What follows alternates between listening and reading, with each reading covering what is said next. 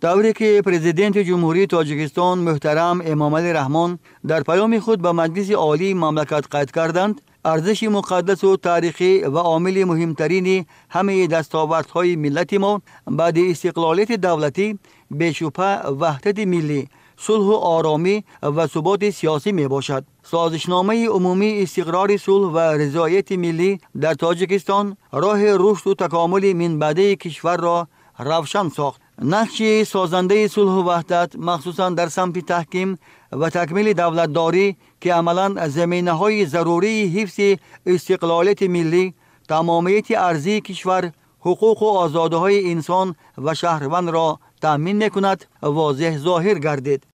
زمان صاحب استقلالی تاجیکستان یکی از دستاوردهای مهم تاریخی این صلح و ثبات و به دست آوردن وحدت ملی محسوب می‌یابد و همین وحدت کامل خلق تاجیکستان بود که با راهنمایی، با کوشش و غیرت‌ها، با زحمت‌های اساسگذار صلح و وحدت ملی پیشوای ملت در تاجیکستان زمینه‌های ثبات سیاسی، تأمین آرامی، امنیت جامعه فرما گردیده برای امروز و فردای تاجیکستان زمینه‌های خیلی محیط و اقتصادی و اجتماعی و فرهنگی به عمل آورده شد و همین وحدت کامل بود که در تاجیکستان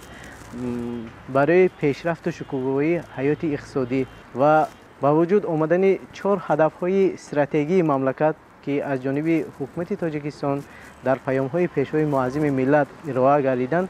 برای پیشبرد حیات اقتصادی اجتماعی تاجیکستان کوشش‌های خیلی گسترده و عمل برآورده شده ایستادند و امروز در ساحه علم و فرهنگ نیز ما مشاهده می‌کنیم که سرور خردپیشه مملکت برای دستاوردهای این ساحه‌ها نیز زحمت‌ها کشیده ایستادند و تمام همین جنبه‌ها، تمام همین مسائلی که هم در سیاست داخلی و هم در سیاست خارجی مملکت مشاهده کرده می شود به واسطه از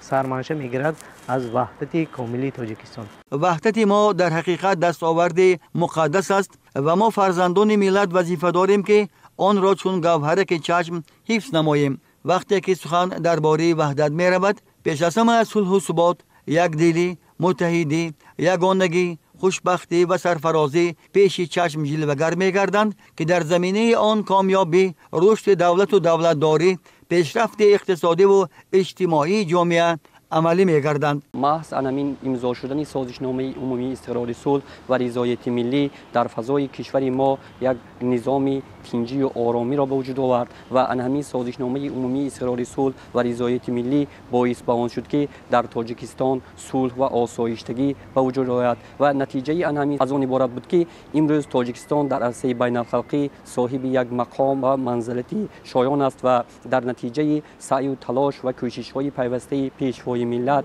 امروز در تاجیکستان در تمام ساحه‌های حیاتی اقتصادی، اجتماعی و فرهنگی و دیگر ساحه‌ها نتیجه های همین سازشنامه باعث آن شد که رشد و نموی تمام ساحه‌ها به نظر می‌رسد و مخصوص تشبس‌های جهانی پیشوای ملت باعث آن شد که امروز در تمام ساحه‌ها تاجیکستان در عرصه بین‌المللی یک موقع استوار را کسب کرده است و به واسطه 5 تشبس پیشوای ملت از جانب سازمان ملل متحد پذیرفته شده است و این هم آبروی و نفوذ دولت ما را در عرصه بین‌المللی نشان می‌دهد و محض نتیجه همین به امضا رسیدن سازشنامه عمومی استقرار صلح و رضایت ملی باعث بر آن شد که در فضای کشور ما صلح و آرامی